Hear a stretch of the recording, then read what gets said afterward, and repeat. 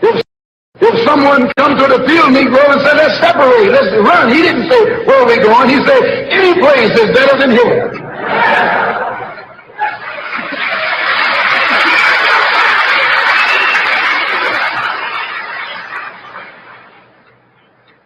You got field Negroes in America today. I'm a field Negro. The masses are the field Negroes. When they see this man's house on fire, you don't hear these little Negroes talking about our government is in trouble. They say the government is in trouble.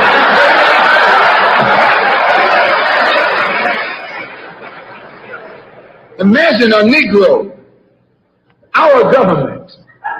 I even heard one say our astronauts. They won't even let him near the plant. And our astronauts. Our Navy, that's a Negro that's out of his mind. That's a Negro that's out of his mind. You see, many of us can only love our enemies because we haven't read it and we forgot. Many of us don't want to read it because it does fill us with anger and hatred and fear and so forth. Many of us avoid Black history because we try to avoid the fear and the anger and the bad feelings it's going to produce in us. But when we avoid it, it also means that we avoid knowing ourselves and who we are as a people. Of course, the slavery is another adventure. Jim Crowism, racial discrimination, all of this. Yet at the end of all of this, why is it that we want to marry these people? Why is it that we want to sleep with them and live with them and roll with them? Why is it we just forget all of the things that they have done to our grandparents and our great-grandparents and the things they're doing to us right now and the things they're going to do to us in the future? You see, why do we do that, you see? Why do we want hair like them? Why do we want noses like them? Why do we want skin color like them? Why do we want to talk like them and walk like them and be like them after they have done all of this kind of stuff to us as a people? Why do we love them more than we love ourselves? Have you ever thought about that kind of issue? And yet this happens all the time. And it is a very standard thing in psychology. We call it love for the aggressor, identity with the aggressor, where one loves the one that persecutes them, in an unhealthy sort of way, and identifies with the person that persecutes them. To a good extent, the relationship between African peoples and white people is a father-child relationship. We think of ourselves as weak, powerless against the white man. We see him as the source of gifts, the source of blessing. He gives us the jobs, he gives us the protection, he gives us the food, he provides the water, he provides the housing, he provides this, he provides that. You see? And we also think because we're weak, we cannot go directly against him to destroy him, even though he hurts us, even though he degrades us, even though he frustrates us, even though he enslaves us and discriminates against us. We still don't quite get up the drive to say, well, I'm going to destroy this person who degrades me and who is destroying me. Because we feel as if we need him in some kind of way, that we can't live without him. He also tells us that you suffer because you have a different color. You suffer because you have a different kind of shaped nose. You suffer because you have a different hair. You suffer because you come from Africa. You suffer because you don't look like me. And what do we go for then? We say, well, if I want to get out of this suffering, then I should be as much like him as possible. As a matter of fact, if I get so much like him where he can't tell the difference between me and himself, he won't punish me anymore. I will no longer be, what? A victim. So therefore, we are motivated then to come outside of ourselves, to move toward the person that is destroying us and victimizing ourselves, hoping that if we can get them to love us, and if we can show them how much we love them, and if we show them how much alike we can be, we can get them to not see us as colored. Look at me, don't look at me as a black person, look at me as a person. To abstract us In other words, in order for other people to love us, they must not see the blackness of our skins. They must see some kind of invisible abstraction before them. True love is a person who sees you for all of your blackness and your big lips and your big nose, and you kick your hair and still does what? Loves you. If they got to remove your hair and they can't see you standing before them as a black person, they don't love you, ladies and gentlemen. For a person to say, I don't see you as black, how can you not see me as black? I'm standing right in front of you. But this is the kind of thing we want these people to do, to abstract who we are. And therefore, if we become a distraction, that means we leave who we are. We have to come outside of ourselves. That's why we want to be educated with them and educated like them and so forth. We want to not identify in any way with Africa, African people, because to identify with Africa and African people is to suffer. So consequently, we even come to hate ourselves and come to hate our people and come to love the people who destroy us, but it's an unhealthy kind of love. We come to resemble those people. We want to take their values and their orientations toward life. And when they accept us, we escape from our self-hatred. And therefore, we look as if we look for their love to take us outside of ourselves as a people. So consequently, even when we don't love them, when we love even within our own group, we still often look for a kind of love that will take us outside of ourselves, which means then that we become false and unreal and untrue and dishonest and deceptive, unknowing. And how can you develop then a beautiful household and beautiful children and a beautiful community with a love based on this kind of hatred? Too much of the love in this system, not only among black people, but even in this country as a whole, black, white, blue, green, and yellow, is love based on hatred and resentment, on people trying to escape from themselves. It's a love based on fear, you see, fear of rejection.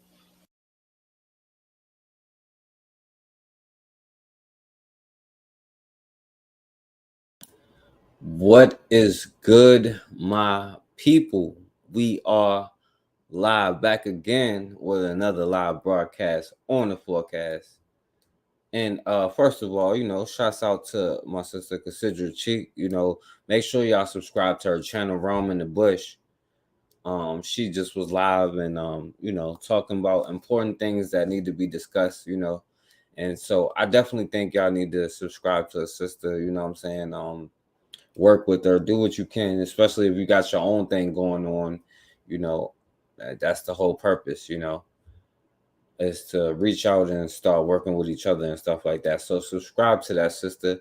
And shouts out to everybody else. I appreciate all of y'all. And I will say this too, like moving forward, you know what I'm saying? Hopefully I can get like this thing going. And anybody who is this is like, on some serious. I'm thinking about putting together some kind of thing where I can reach out to like mass groups of people, so like we can use it for effective purposes. You know what I'm saying? Like totally different than last time, but you know like just from anything to like understanding when we doing something in real life, you know what I'm saying, like if we out there on the streets, because I definitely want to put it out there, especially if somebody could come or whatever like that. And also just like if they just take down the channel, you know what I'm saying, everybody needs to know. So I guess I need to figure out what I can get to have a group text to like where people could just come on there, well, not just come on there, but that I can definitely reach out to the people. So I definitely wanted to make sure I say that.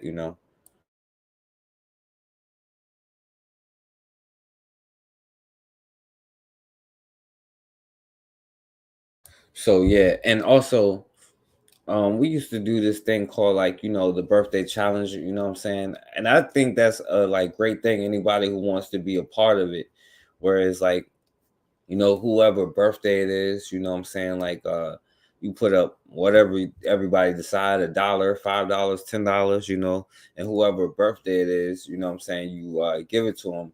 And the more people that's in the group, the more that it helps, So I got a shout out to Blue, who came up with the idea originally.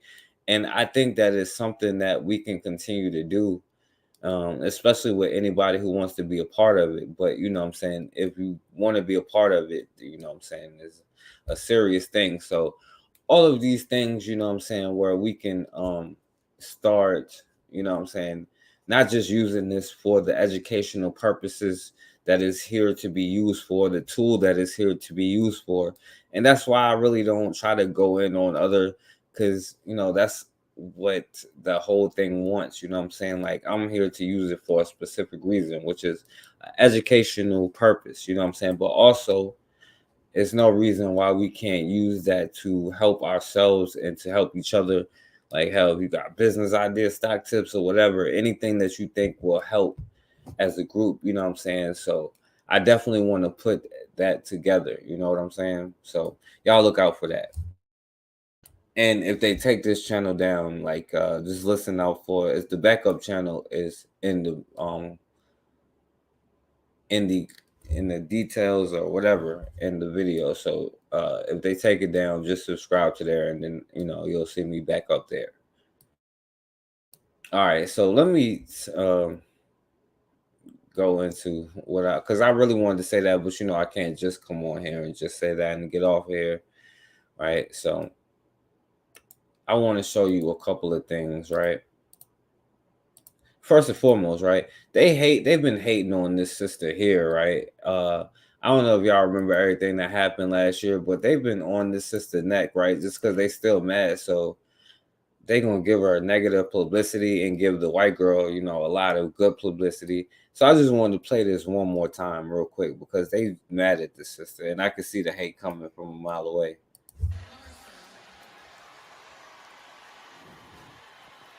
And Angel Reese knows a ring is coming.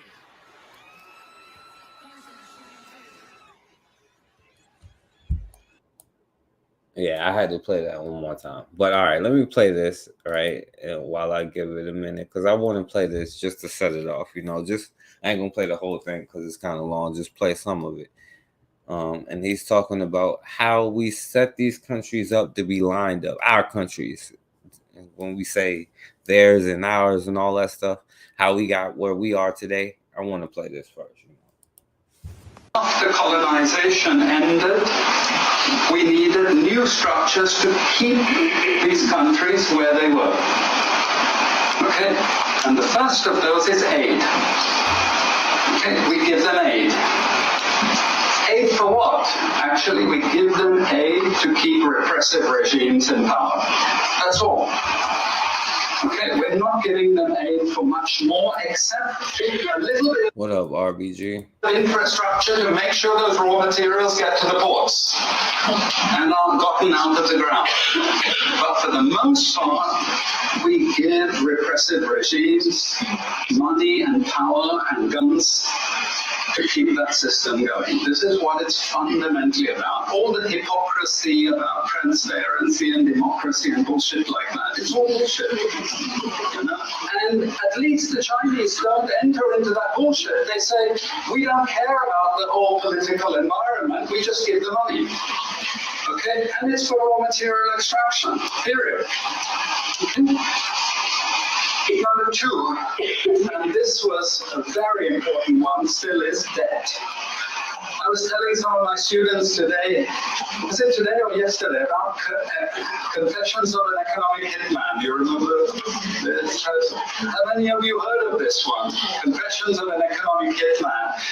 It's a book written by John Perkins, who used to work for a very nebulous, opaque bank. No one had ever heard of this bank.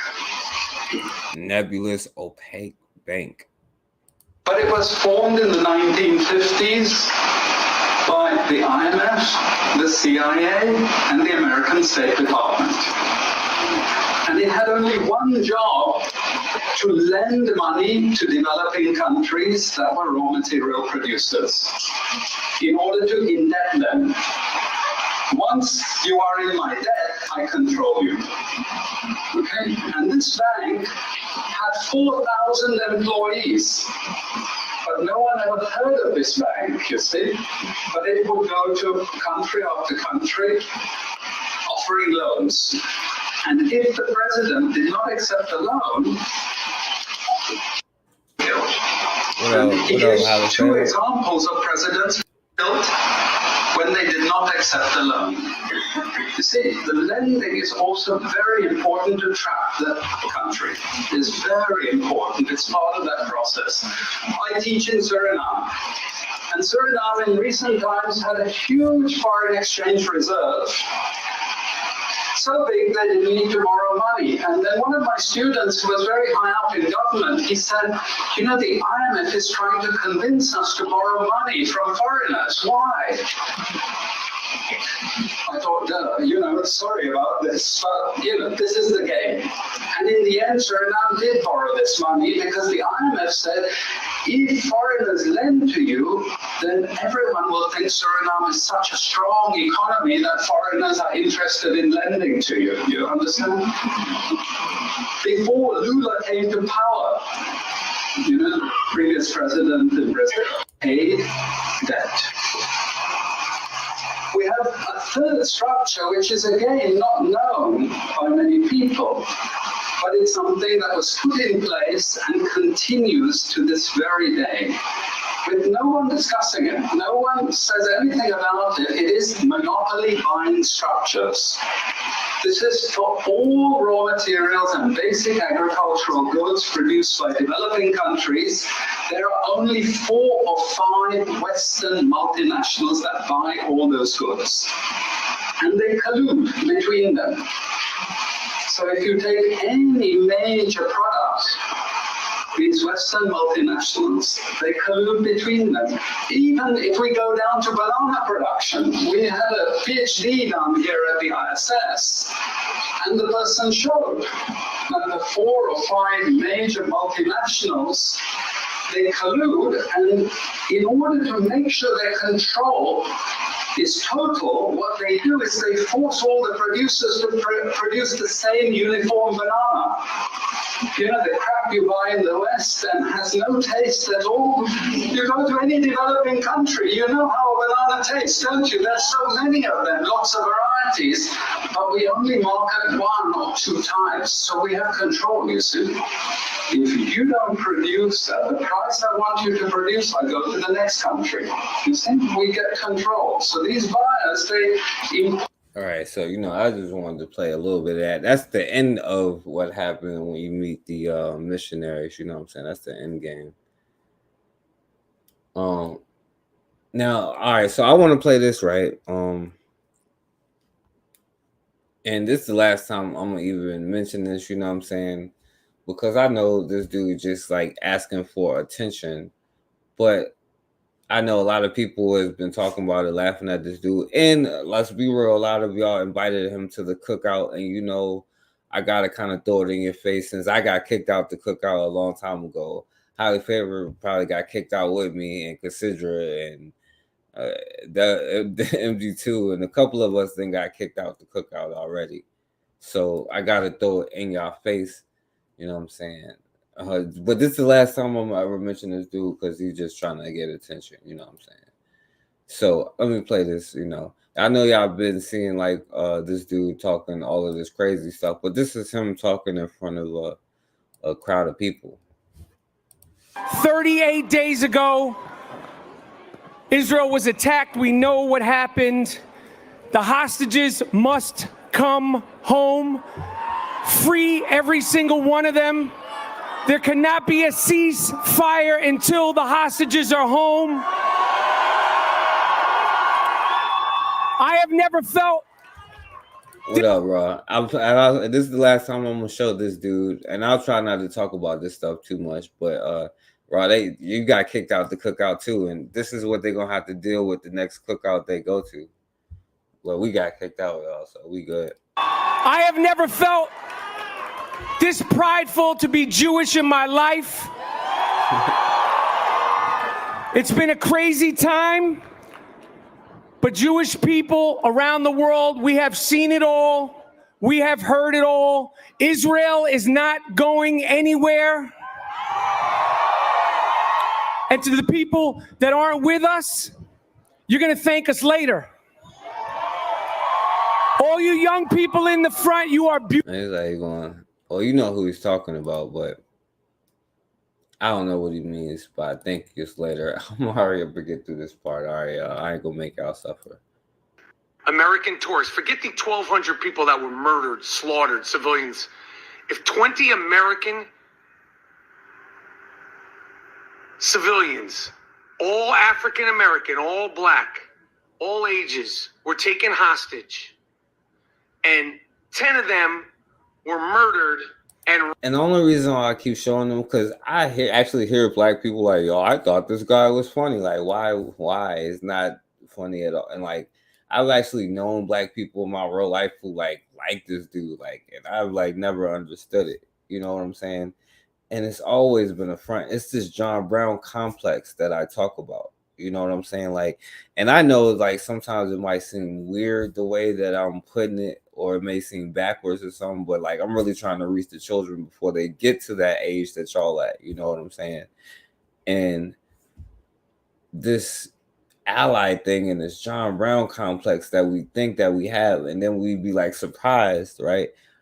Because this dude, he has a black wife, and I meant to pull it up. You know what I'm saying? I should show like his black wife, you know. And even when I talk about the biracial thing and they was coming on and I asked them like, yeah, so what side are you going to be on if something go down? See, you see how the shysters always got to make it a problem. So if you have a seed with a shyster, I don't know why you would, but if you did, like now, which side is your child going to choose? Like, you know what I'm saying? Like, this is like political, like survival and like warfare. You feel me? And this John Brown complex, I don't get it. You know what I'm saying? Raped, and there was 10 surviving American tourist hostages that were all black. There's not one motherfucker in this country that would be talking about cease. Now I'm sorry, because this Neanderthal thug keeps like cursing and stuff. You know how they talk. You know, fire. There's not one what up, person. Cassandra? It would be bring the fucking hostages back, and they better be alive. They better be pristine. There wouldn't be no ceasefire. There would be no run. Can you? Now he gonna come into the cookout saying this while he's eating y'all food, just sitting in the front because they didn't got comfortable now. He could be cussing the rest of y'all that's stuck in there. Me, Consider, Raw, Holly Fair, we all got kicked out the cookout a long time ago. But y'all love him. Y'all love him. This white boy here. Imagine college students ripping down posters of 10 versus. I don't want to spend a lot of time on him because he said a whole lot of stuff. This all in the last couple of days, right? Where he keeps saying stuff to like black people. You know what I'm saying? From the river to the sea, Palestine will be free. It's not an impassioned cry for freedom. It means, and has always meant, up until the last 30 days, it means and has always meant that's their boy, the end Consider. of Israel, the destruction of Israel, the extermination of all Jews. You can't get from the river to the sea back to the river without eliminating Israel. You can't. You know, it's interesting, right? Because they like, yeah, we just got it. And then we tried to settle on the 2-state thing. Now I wonder, since they're so cool with that, black people like, oh, we're going to take like 10 states and we'll just make it a 2-state party, you know what I'm saying? 2-state thing, you know what I'm saying? And all black people live in this area. Now we can negotiate for it. Like, now do you think that they should, you know what I'm saying? And if they're not down with it, right, then you know what you can do. You can just take over the whole thing, right?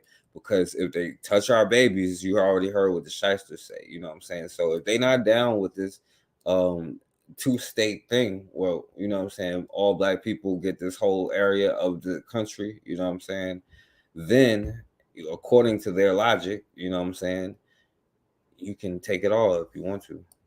Change the historic meaning of that while there's hostages being held. Come up with a new slogan. Come up with a new catchphrase. Put it this way. Imagine a bunch of people running around saying the N-word, N-word this, N-word that, and people going, "What are you talking about?" I go, "Well, I don't mean it the way you thought. I mean it because it's a term of endearment. It's a term of affection. Does that make sense? Does that make sense? So people don't say it because they know what it means to black people. And as far as black people saying from the river to the sea, Palestine will be free. Well, I don't know what to tell you guys. It's like calling, Puerto Ricans the S word, Mexicans the S word, Chinese people the C word. Mexicans speak, Chinese chinks. Jewish people the K word, and like calling them hook nose kikes. Calling you the N word. That's what it feels like to us. Calling us the N word, right? That's what it feels like to him. Okay, that's what it feels like to Jewish people. That's what it feels like to the people of Israel. Makes sense? Not really. You know, it's funny, right? Because somebody was like, when they was like from sea to shining sea, they meant slaughter everybody, you know what I'm saying, in a way, and take the land, you know what I'm saying? That's why they feel that way. But one of the dudes, this weird looking dude here, he pulled up a video of him actually saying this. So here's one thing you need to do before. If we understand. Running around saying the N-word. Oh, I don't have to imagine that. This you? It's my nigga, Pimp. What's up, nigga? Oh, man. So there he is right there on live and direct. This you? It's my nigga, Pimp. What's up, nigga? So I guess he understand. Now, all right. So this is one of the reasons why I wanted to play it, because they often do say a lot of stuff. Because it's like, yo, they like just tell you stuff like, and you know it's true. They be like, yo, how could you say we are? Yeah, I mean, look at the CEOs. We can see who the CEO of this company is and what they have been doing historically. We can just see it. You know what I'm saying? Man, a lot of conversations amongst my Jewish friends about the silence, the disappointment, the disappearing acts on some Doug Henning, David Blaine shit just disappeared, boom, in the air. A lot of people have disappeared. I'm telling you right now. Like, we sick, boss? We are making a list. We are checking it twice. And we already know who's been naughty or nice. See that pun?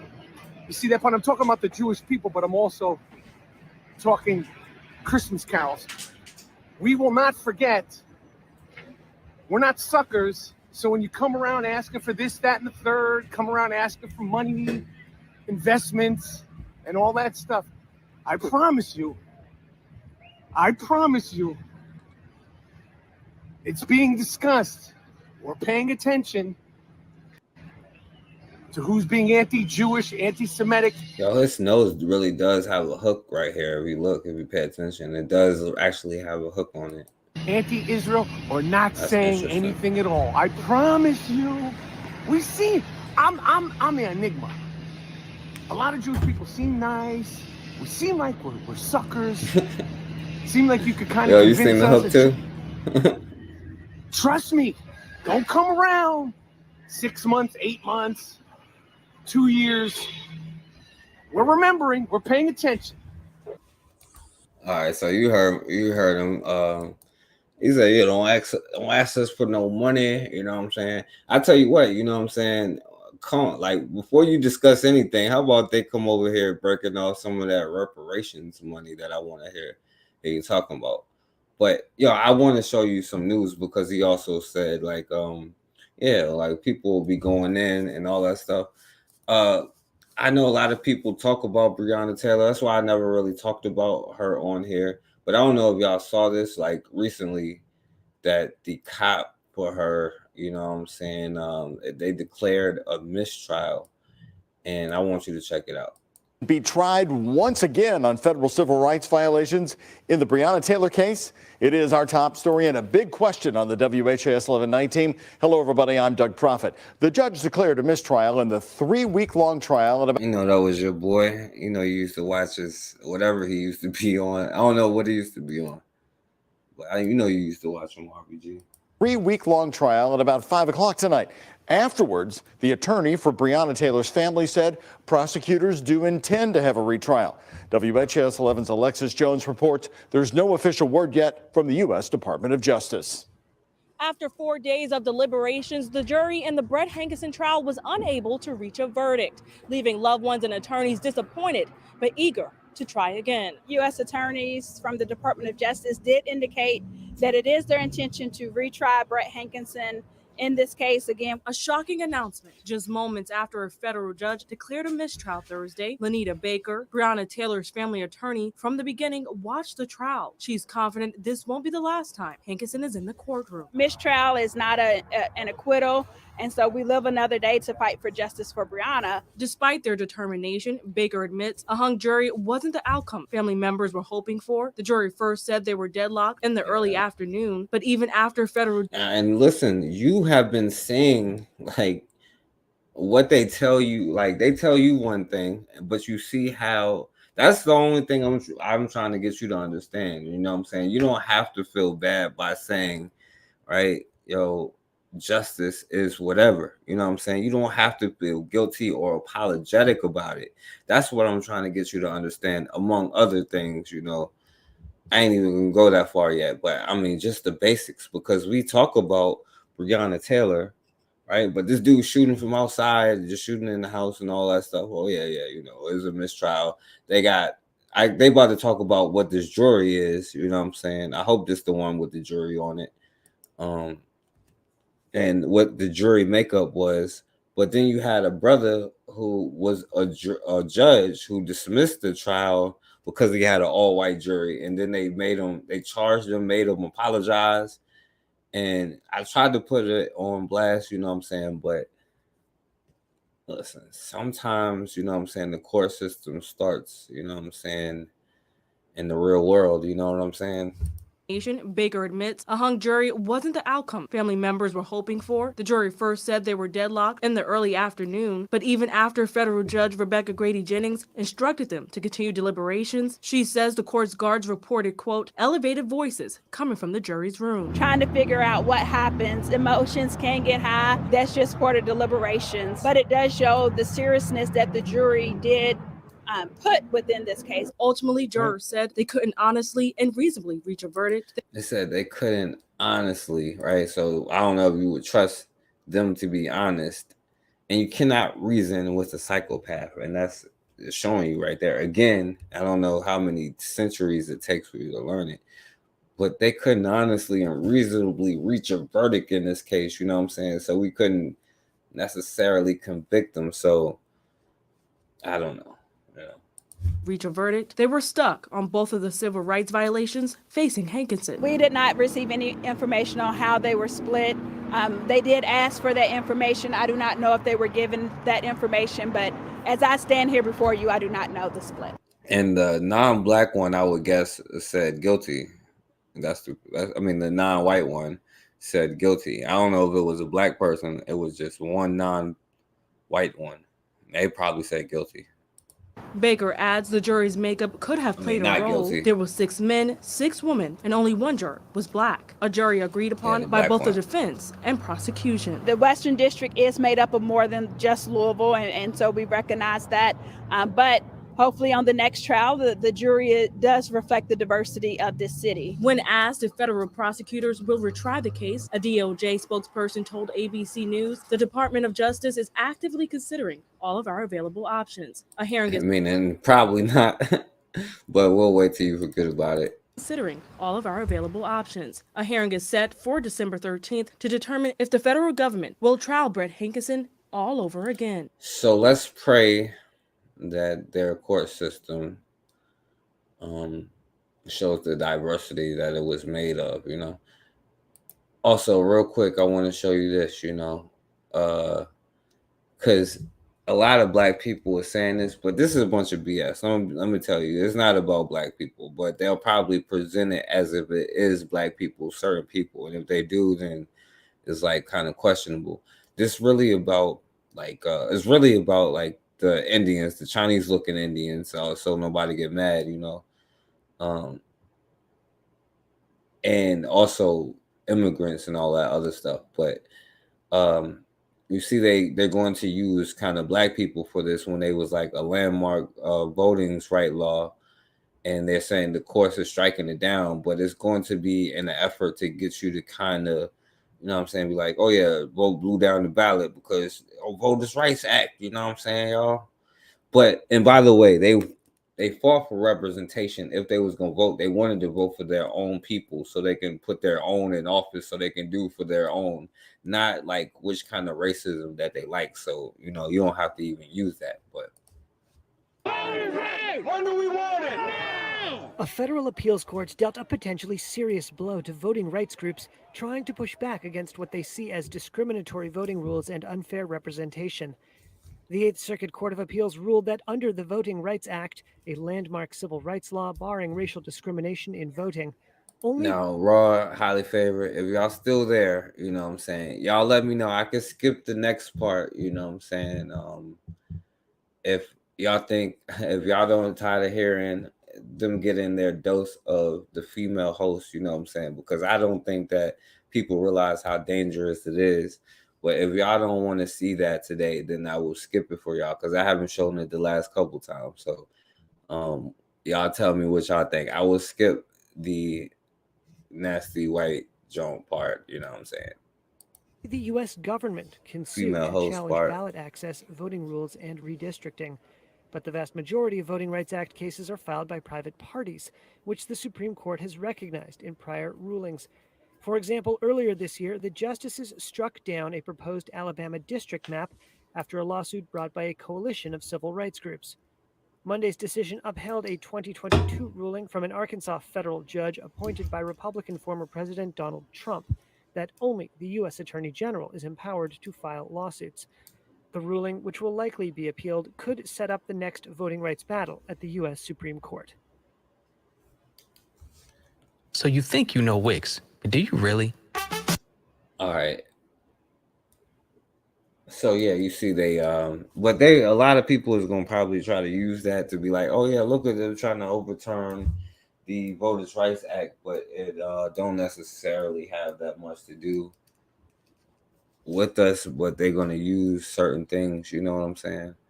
But anyway, I found this one interesting, and y'all let me know. I'll skip it, you know what I'm saying? But if you think, Rob, you think they need a dose of anti, you know what I'm saying, serum, because they can still infiltrate anything. But also, look, I thought this was funny. This white boy, right, trying to imitate your culture, you know what I'm saying, making rap songs, making threats against killing children, black children, you know what I'm saying, bombing churches, you know what I'm saying, and shooting up his school because he was bullied.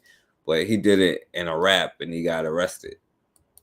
New at 6, a Bentonville man is facing charges tonight after FBI agents say he shared rap lyrics online making threats of violence against local churches and schools, as well as President Joe Biden and members of Congress. Bentonville police say 20-year-old Reese Sullivan was arrested after the FBI found several songs posted publicly with threats of violence against public places, specific people, and specific racial groups. Investigators say those lyrics. These fools like rapping about doing KKK. The Klan is making rap songs about killing us at this point. Investigators say those lyrics also had threats of sexual violence against children. In a search of his home, the FBI did not find any weapons or explosives. Sullivan reportedly told FBI agents and doing like Greek culture stuff with children. You know what I'm saying? Like that Greek culture, I'm telling you, is disgusting. But he got to imitate you while doing it. Why he could have got like, you know what I'm saying, whatever kind of songs that they like, you know what I'm saying, that heavy metal or, you know what I'm saying, that the whack country stuff, you know what I'm saying, that they listen to. But no. weapons or explosives. Sullivan reportedly told FBI agents he used a persona in his rap videos. He's charged with making terroristic threats. All right, so little mayonnaise is going down. You know what I'm saying? All right, y'all. So I'll skip the other stuff and I'll get to the missionary part. All right. Now I ain't gonna lie. I wish Matron could have been on this part because I know she has a lot of good insight on this conversation.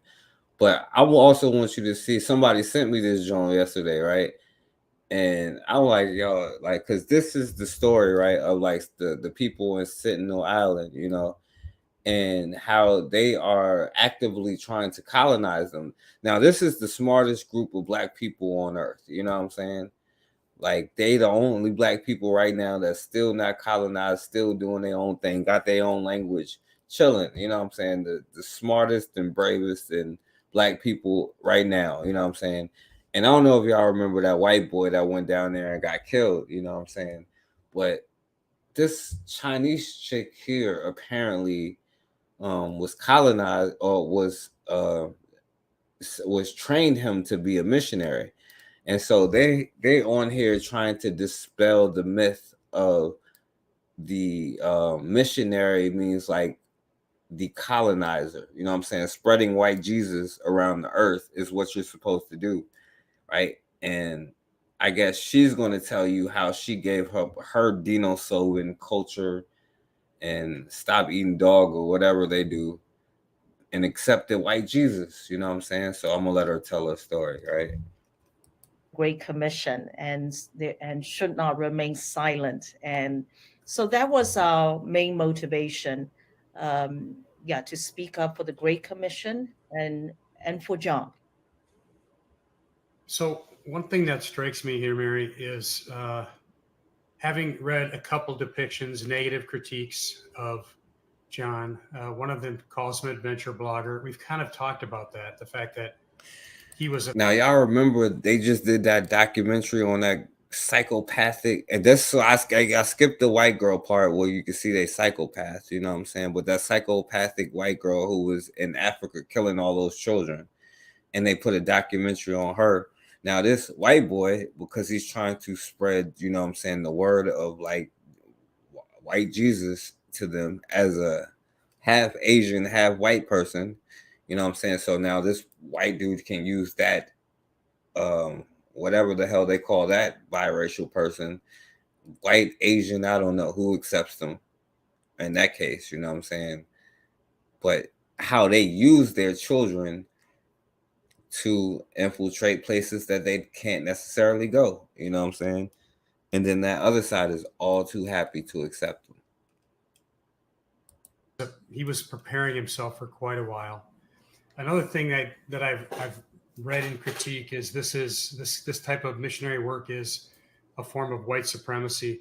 I find it ironic that here we are talking with you, an Asian woman who leads a major mission, and John himself was an Asian American. Yet that critique, I think, is also out there. Does that come across in the film at all? I know you've had a chance to see the film. Is that a part of the narrative in the film? Discovered I got a flat tire. Now, I ain't go front now. That's interesting. She didn't say he's not Asian, he's white, or he's not Asian, he's mixed. He just said, oh, she's Asian. That's interesting. I don't think it's a strong narrative.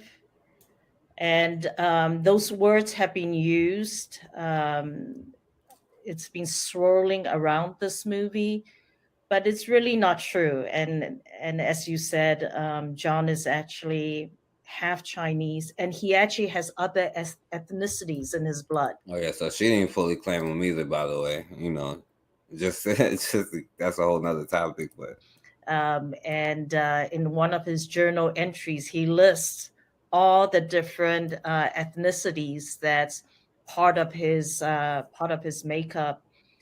I also think this concept of white supremacy, I think it's obsolete. I think the whole concept of missions as colonialism is also obsolete. I think that missionaries in the past have made mistakes and therefore has like made mistakes, like getting all of us kidnapped and over here talking English. Oops, my bad, y'all.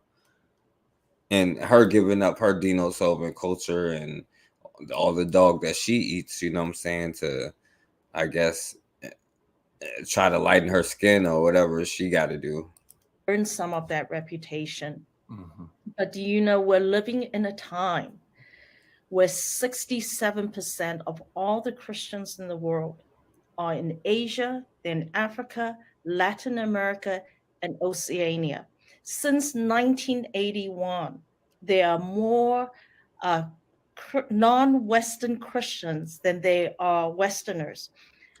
The Christian faith is a Now, this is what she's saying about trying to go over there and colonize them to teach them about Jesus, you know what I'm saying? And understand this, you know, they didn't necessarily just come in killing everybody. They sent in a lot of missionaries, especially with the people who was fighting back, you know what I'm saying? And they backed it up with guns, don't get me wrong, but they sent in the missionaries at first.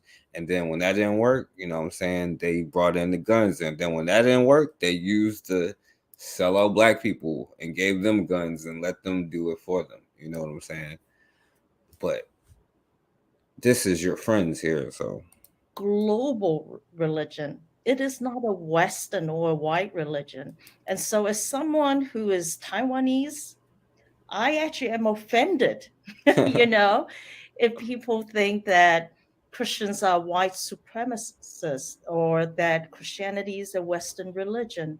Because to me, it's a global religion, and I'm a Taiwanese, it's my religion. And how dare you? I know Jesus was a white man. He wasn't. She don't even think it was a like. Shouldn't she be like worshiping like Buddha or something like? Or I don't want to say Buddha, but whoever the hell, I don't know. And it's a religion of many people in the non-West. And What data?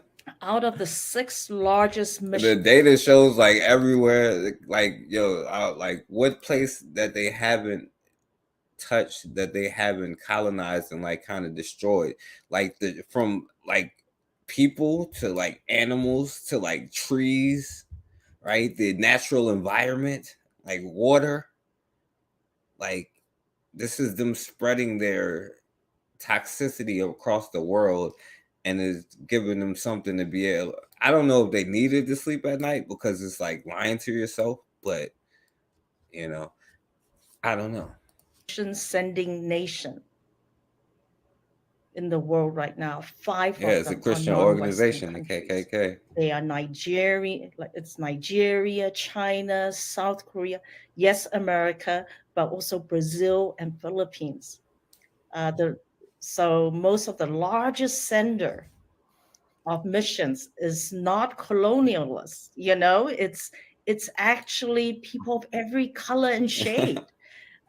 Taking the gospel to the nations. You take Philippines, a lot of them are taking the gospel and they're serving as domestic workers, laborers, and they're going in humbly and gently. And so they got rid of. We also would be like, "Yo, stop eating rats," but they don't do that. But that's a whole nother topic. You know, I don't want to go down that road, right? But even their own culture, right? Because Asians, they bit off of what black people used to do, and it's more closer than Europeans, you know what I'm saying? Because Europeans just can't get it. Asians really can't either, you know what I'm saying? But theirs is a little bit more closer to the original of what black people used to do. And all of it is just an imitation of all of it. And then mixed with nonsense, right? And she got so colonialized and brainwashed. And keep in mind, right? If you look at it, when people talk about like dating, I don't care what you say, Asian women is the most sellout of all groups of people. You know what I'm saying? Like they sell out more than anybody. So I'm just saying, you know. That is the time we live in. Is the gospel going from every nation to every nation and people going as servants of the Lord. I'm about to send some African workers, and they're being trained as baristas.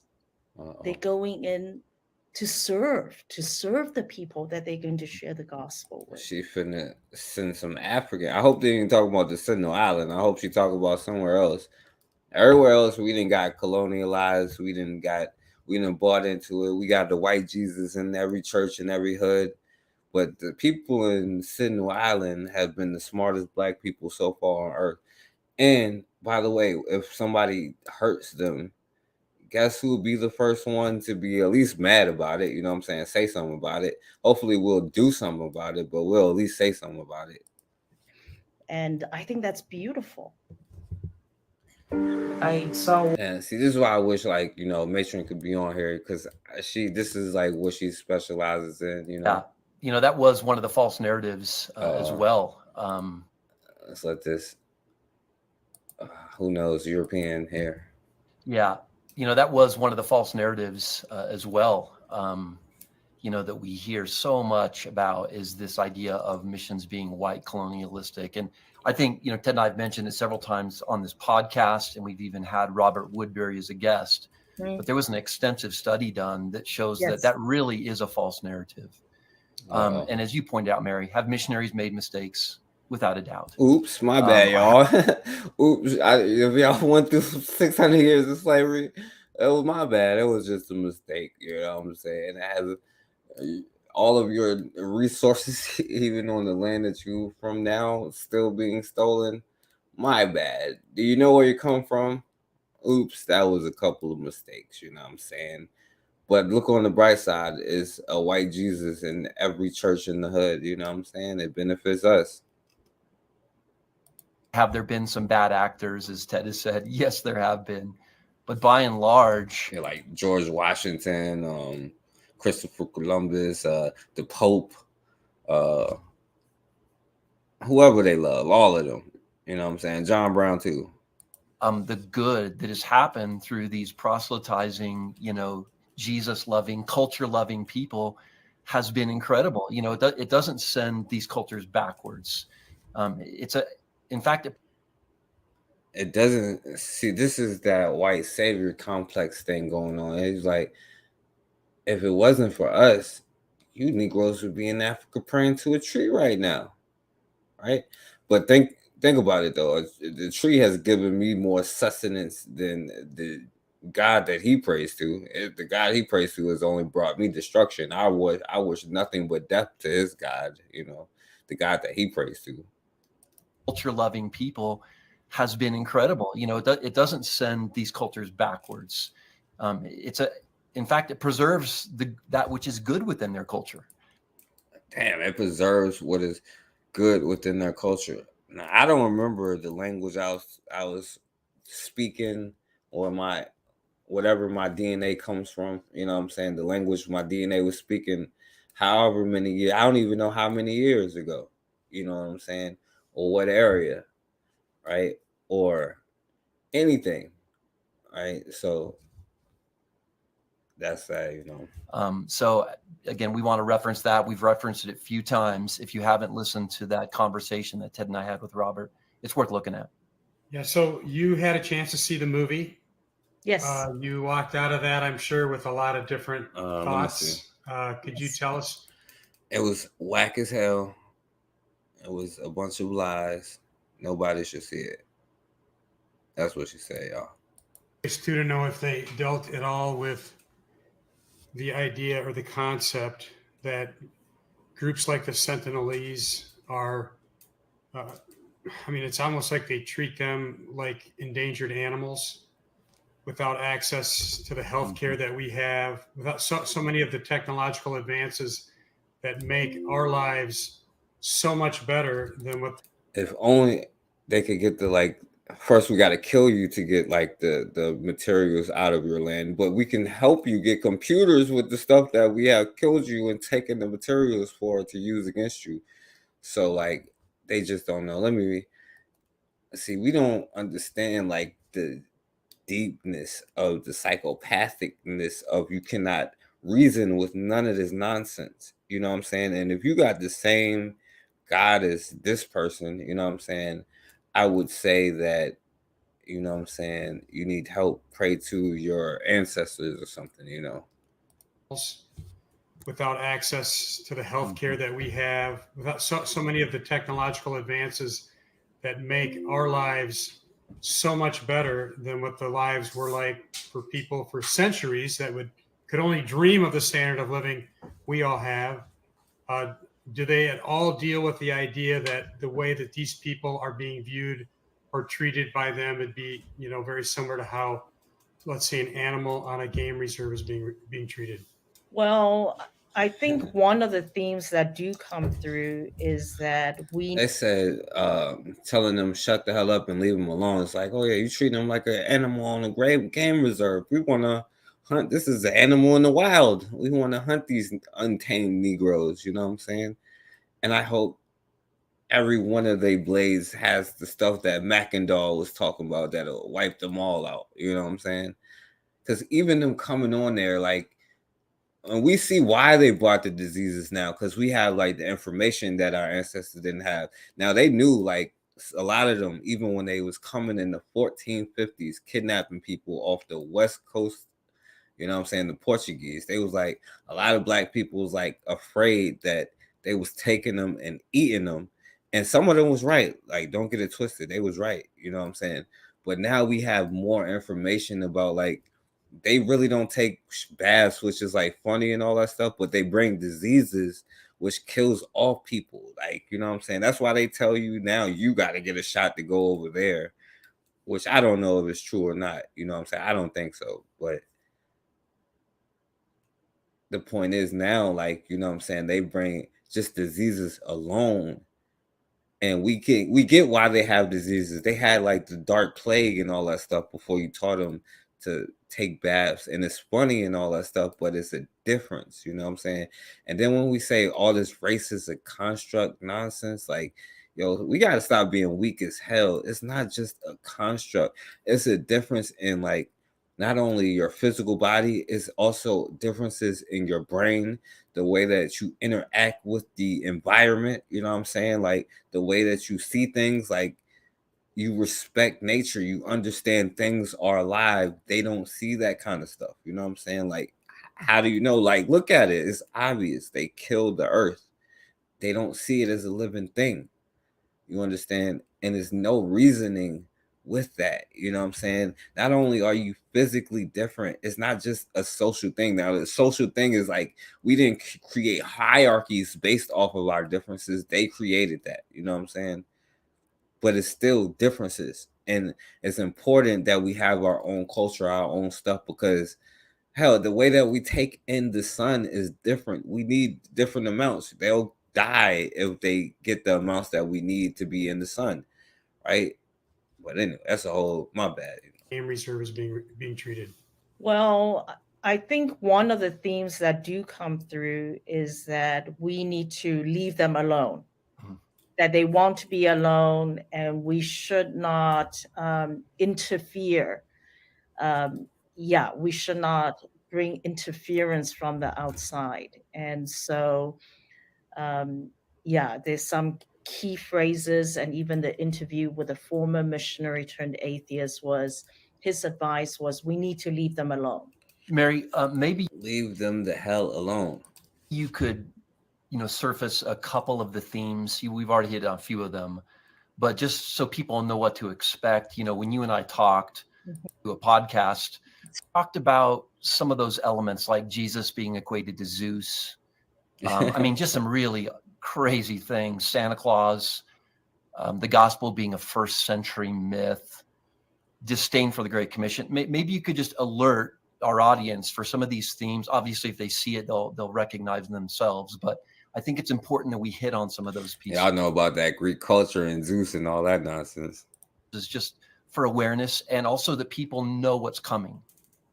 So one of the themes in the movie is that we should not do the Great Commission. We should stop sharing the gospel, that the gospel is a first century myth, and that those who undertake the Great Commission are colonialists. So those are some of the main themes.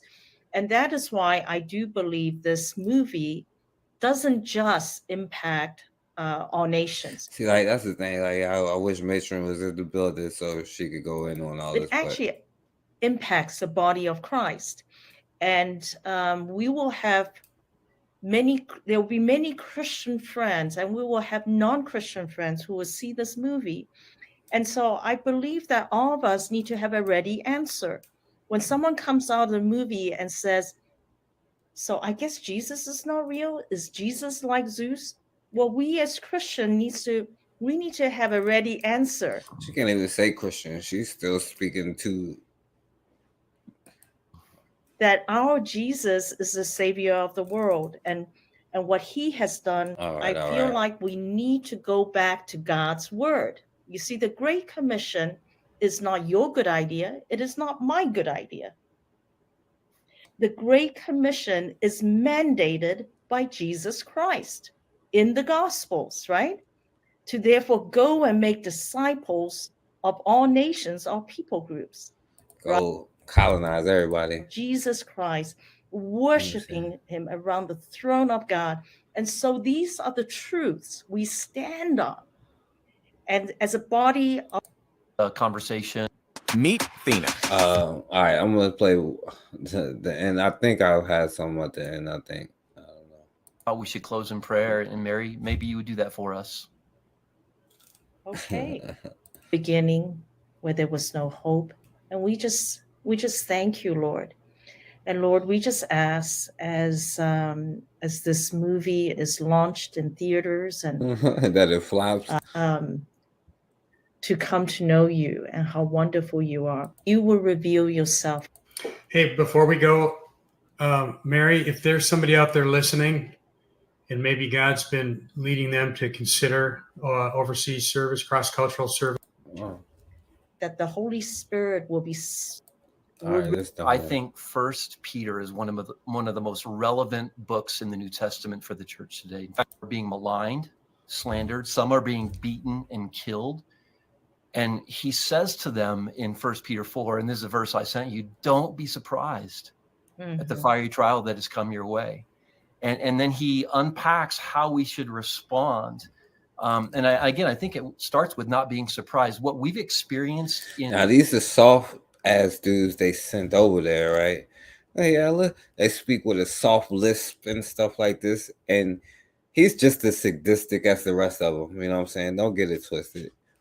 But like y'all mentioned, like it doesn't matter who, because the Arabs and all of them, you know what I'm saying, they did the same thing before. You know what I'm saying? It's a whole deep conversation, you know what I'm saying? But the white missionary, you know what I'm saying, like they come over there with that soft stuff, you know what I'm saying? And you listen, and I don't know why, like we will listen to or accept anything that they give us, you know what I'm saying? And I maybe give us a pass up until like 1800, you know what I'm saying? Really before that, but 1800. But after that, since 1800, it's nonsense. And the Sentinel Island people are the last ones of us who have been smart enough to kill everybody who came close to them, right? Because they know once they let them in, even if they do it to everybody, I don't care. You know what I'm saying? As long as, you know what I'm saying, they don't do it. But you see it's their mission in life to colonize everything and everywhere. They talk about colonizing outer space. You know what I'm saying? But anyway, let me see. I guess that's the prosperous West. In doom, he has great hope for the church, but he talked about the difficulties. Y'all know what the rest of the world, the rest of us look like out here. The rest of black people and the rest of the world. This is what we look like. Or what we about to look like in 20 years from now.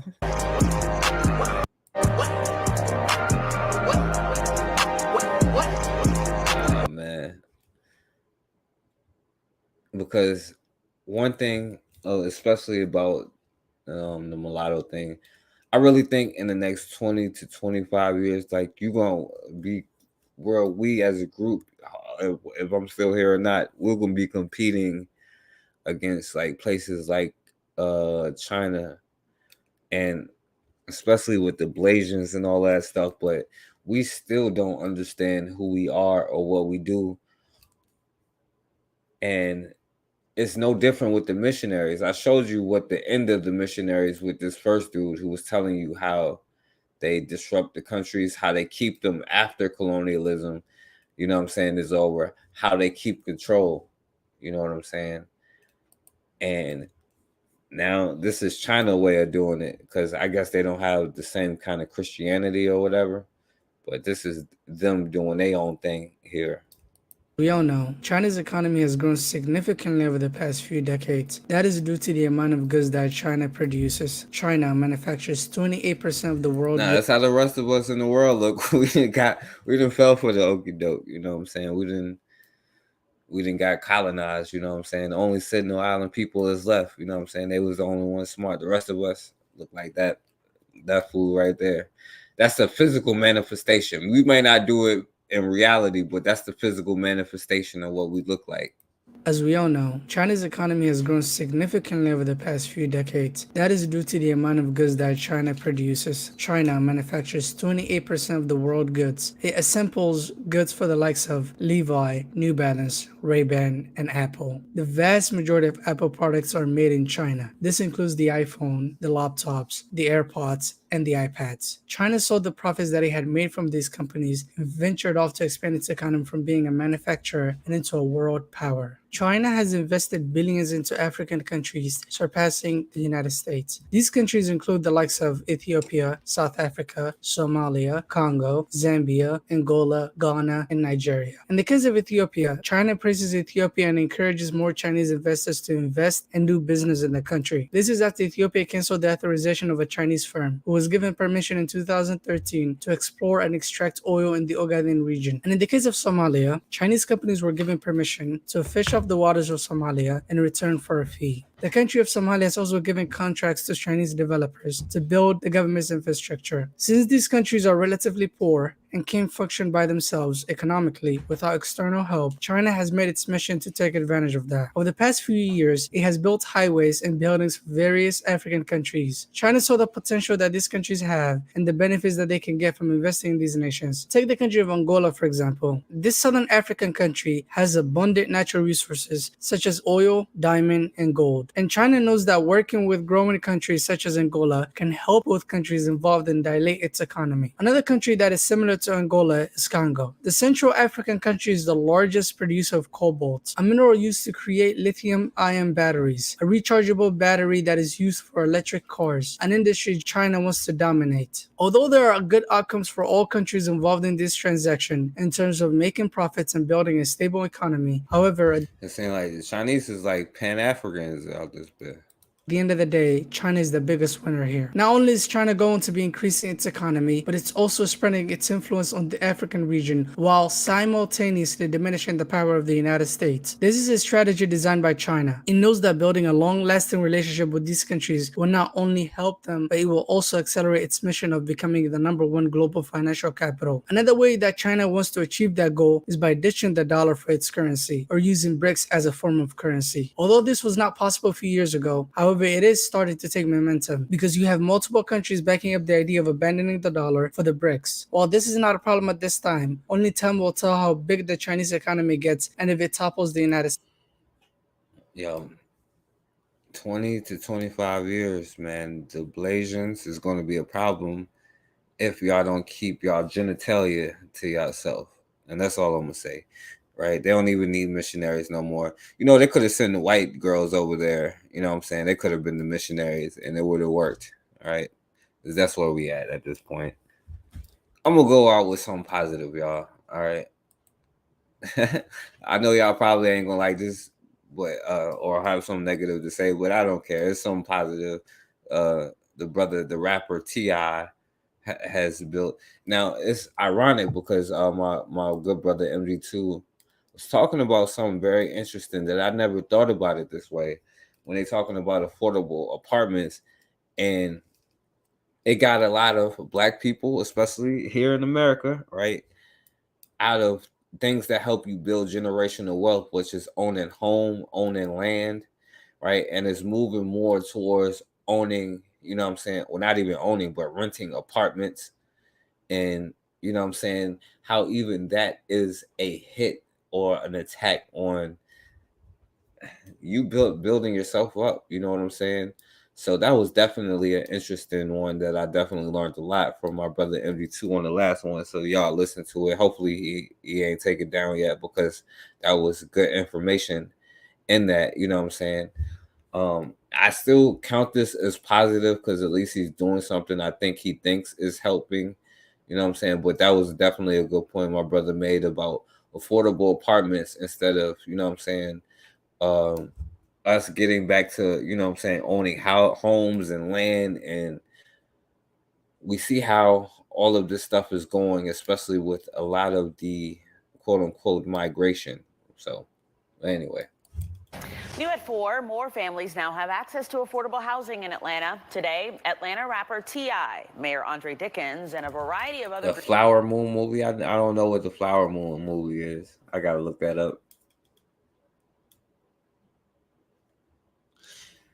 Yeah, and if we don't wake up, you know what I'm saying, and stop giving away our land and our bodies and our resources, and like, yo, you ever think about it? Every place that you go that is like a black area where black people come from is beautiful. Like the actual like landscape and the land is beautiful, but it's poverty. And I like didn't understand it when I was a kid. You know what I'm saying? Like when I went to the Bahamas, it was beautiful, but the black people there was in poverty. You know what I'm saying? Like now we went to the market because we weren't rich either. You know what I'm saying? So we got to spend our money because you know how they do on resorts and stuff. So we go into in town to, or like at least the market, to buy food and stuff. You know what I'm saying? And they is cool as hell. You know what I'm saying? And it's no way that we giving up all of these resources and all this stuff. And what do we ever get in return? Like other people's stuff, we always lose. We always forget who we are. And I'm not even saying go like that's just one of the things. Until you can learn how to do that and maintain yourself, like it's just crazy. Like, yo, you think about it, it's just always beautiful. And it's because there's so much natural stuff in the ground and the earth. And of course, we may not exploit it because we understand, like, we respect the earth. You know what I'm saying? That we respect it. We respect nature. You know what I'm saying? So, you know, I don't know. Groups unveiled the Entrada building on Donald Lee Hollowell Parkway. The Killers of the Flower Moon. I'm gonna look that up. Fox 5's Alex Whitler joins us here on set with a look at what this means, Alex, for the neighborhood. Yeah, hey, Christine, it's good to see you. Atlanta knows T.I. rides for the West Side. Well, now, in what was once known as Bankhead, there are more than 140 affordable housing units. This was one of those very Atlanta moments in which several recognizable figures came together for a common cause.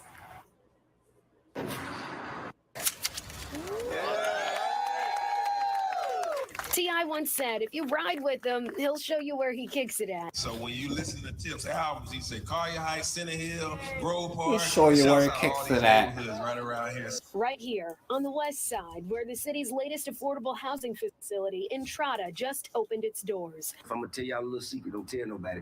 I got caught stealing at this Kmart right here. Okay, and I thought that just to offset the shame. No disrespect to T.I., right?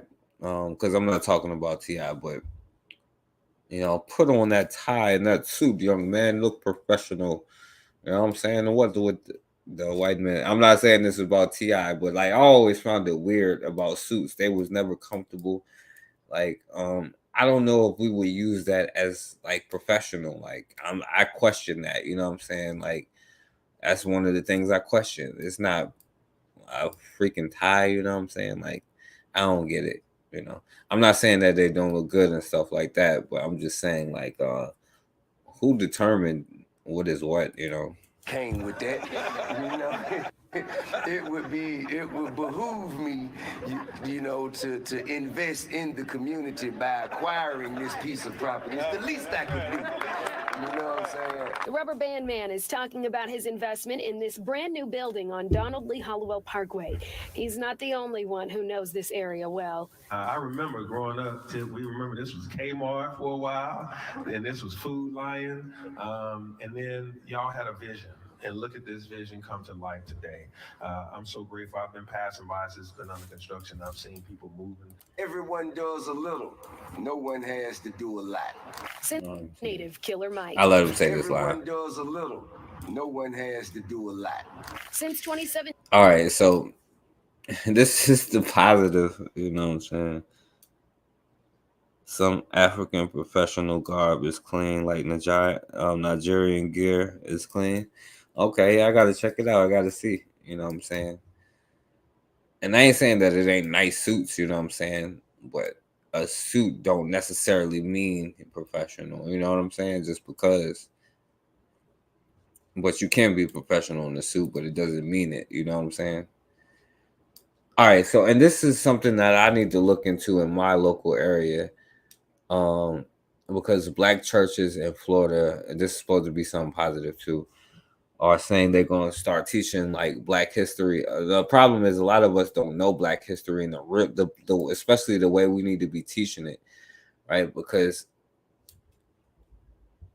we don't understand, like we don't want to say how much we fought back, you know what I'm saying? And there's a reason why I talk about, because I think that the female host is the most dangerous species in the universe. And I think that is a weakness of Black people and Black men. And I think they can be used as missionaries before any other missionary can. We always spooked out. We can always be spooked out. But white Joan as a missionary, like we're doomed. All right. If they send, we build Wakanda today and Germany sends in the white girl, we might be doomed. You know what I'm saying? This is why I try to give you so much of your detox to show you. But anyway, speaking of Black history, you know what I'm saying? I need to look into my areas to see if Black churches or any Black organizations is doing that and try to reach out to them. You know what I'm saying? And, send them some stuff I'm doing. Finish it and then send it to them. Race and education has been on the forefront of headlines in Florida and across the country. There is a state ban on AP African American courses now. Books have been banned and lessons on slavery are under fire as well. Last year, the governor also signed the Stop Woke Act. Now, hundreds of churches are joining forces to teach Black history on their own to their congregations. WPTV News Channel 5's Tori Dunnan has more. Friendship Missionary Baptist Church sits nestled in the heart of Fort Pierce, along Avenue E. It's not about religion. It's not about the church. This is a matter of presenting his. Missionary did a good job. There's churches on every corner. No, my bad. That was a cheap shot for any Christians. I shouldn't have said that. I take it back. Along Avenue E. It's not about religion. It's not. See, that's why I wish Matron was on here when I was talking about the missionaries, you know what I'm saying? Because she be going in, she understands, she be breaking that side of the game down. And she talks about how all of that stuff is a part of economics, you know what I'm saying? Like you get like on this code, you know what I'm saying, this religion, you know what I'm saying, whatever, it's a way of practicing economics, you know what I'm saying, a way that you know what I'm saying, even bury the dead or take care of your family, or, you know what I'm saying, the way that you circulate money within your group, you know what I'm saying, all different kind of things that it leads to, that is money involved in it, you know what I'm saying? So, all of these things that you got to learn, like she said, it tells you how to dress, you know what I'm saying? It tells you how to eat, how to live. You know what I'm saying? It's an economic thing. And that was the whole point of trying to make a group so we can support each other economically. And that's why I also want to still make a way that we can at least be in contact with each other so that we can do things. And if you have ideas or something, we can just put it out there and anybody who's interested could put their resources together. You know what I'm saying? Not just use this for nothing. You know what I'm saying? So that's why I want to create something like that. where we can like help each other, you know what I'm saying, make economic differences within our communities. Like that's the religion that we're supposed to be following. Anything that helps us maintain ourselves, that we can feed ourselves, and most importantly protect ourselves and raise our children and educate them the way that they're supposed to be educated, right? That we know that we're not going to be out here starving or have to slave for somebody else. And all of that is in our hands right now. You know what I'm saying? Like, we our own damn missionaries. But it seemed like we got to get Jane Elliott in here to tell you that racism exists for you to believe it. You know what I'm saying? Not about the church. This is a matter of presenting history as history has occurred. The pastor here, Kenneth Johnson, is out of town, but this is important enough, he says, to hop on a Zoom. We felt a call to action based on the legislature's efforts to deny us the right to teach history as it occurred. His congregation, he says, is learning Black history through hour-long video classes at the church now. We are spearheading an effort to educate people. A response to the state's new policies schools must follow when it comes to African American history. And for others to sit in seats of power, elected officials. I'll give you a brief summary of African American history or Black people history, period. More times than not, you kicked ham pots, you know what I'm saying? But not even history. We have failed to learn how to overcome tribal differences with each other to realize, you know what I'm saying, we are all we got. You know what I'm saying? It's always somebody who can infiltrate you. They can always send that missionary in and divide us, you know what I'm saying? And even when that don't work, they send in the Black person after that, you know what I'm saying? It's the same old methods over and over for generations, you know what I'm saying? And the thing is, if they invaded, you know what I'm saying, North Central Island people, what are we going to do? We supposed to be able to protect them. They're the last ones that protected themselves. We can't even protect ourselves, and people asking us to say and do all this stuff for them.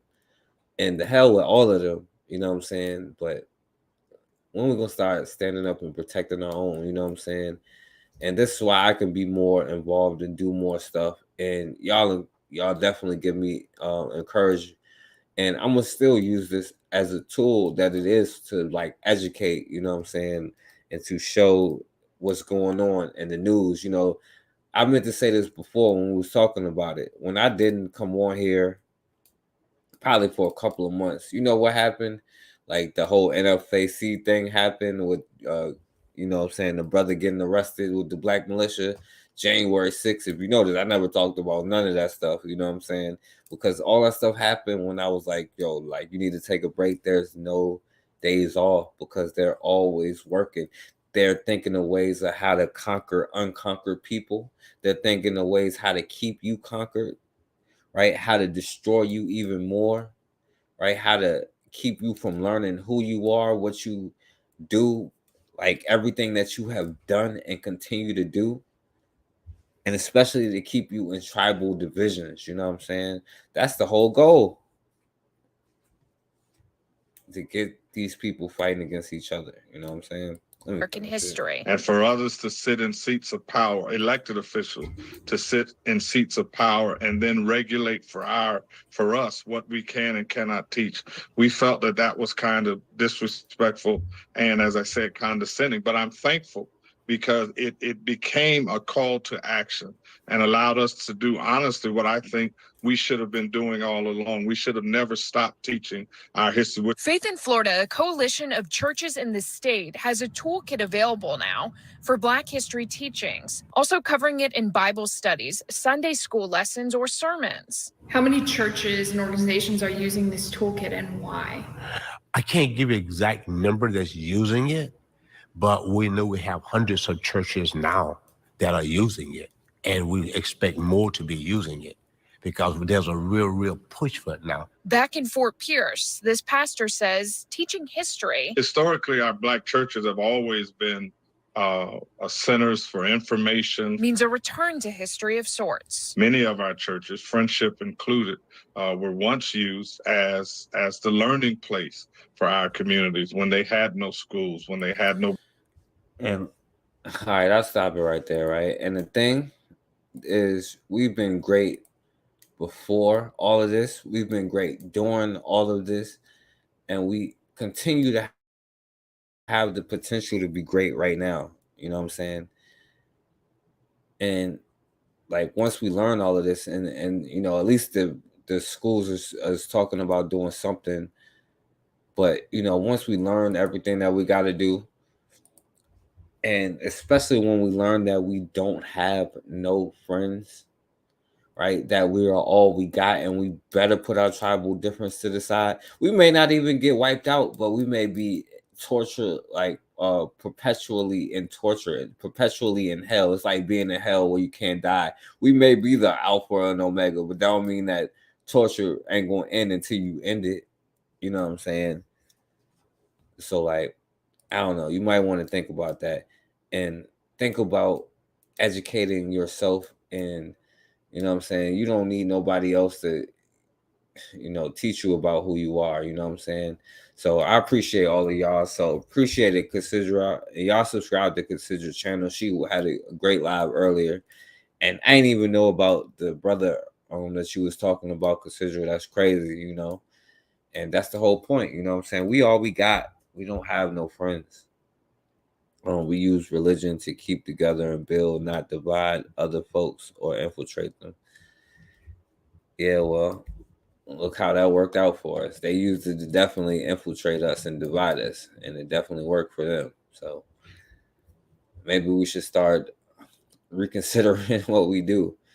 So shouts out to Ross, shouts out to Highly Favorite. You know what I'm saying? I only gave y'all a pass on the white on the white female host because of them, because I do it too much. But y'all need it, you know what I'm saying? Y'all need to get y'all detoxes in.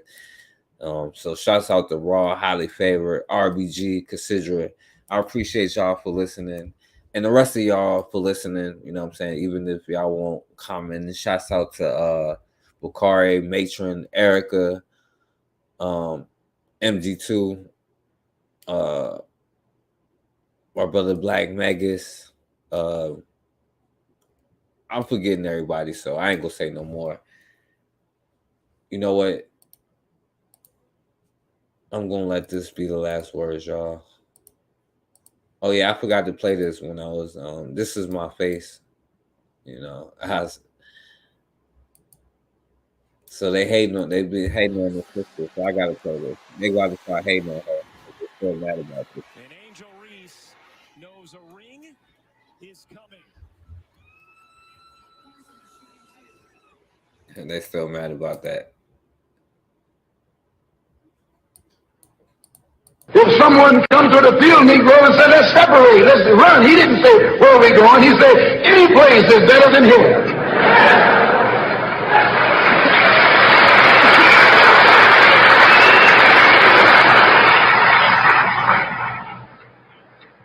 You got field Negroes in America today. I'm a field Negro. The masses are the field Negroes. When they see this man's house on fire, you don't hear these little Negroes talking about our government is in trouble. They say the government is in trouble.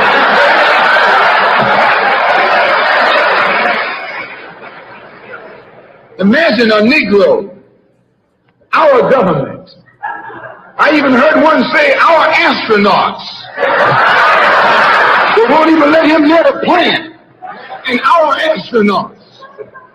Our Navy, that's a Negro that's out of his mind. That's a Negro that's out of his mind. You see, many of us can only love our enemies because we haven't read it and we forgot. Many of us don't want to read it because it does fill us with anger and hatred and fear and so forth. Many of us avoid Black history because we try to avoid the fear and the anger and the bad feelings it's going to produce in us. But when we avoid it, it also means that we avoid knowing ourselves and who we are as a people. So yeah, thank y'all, man. I appreciate all of y'all. And as always, man, we have got to start standing for something, or we're gonna keep falling for anything.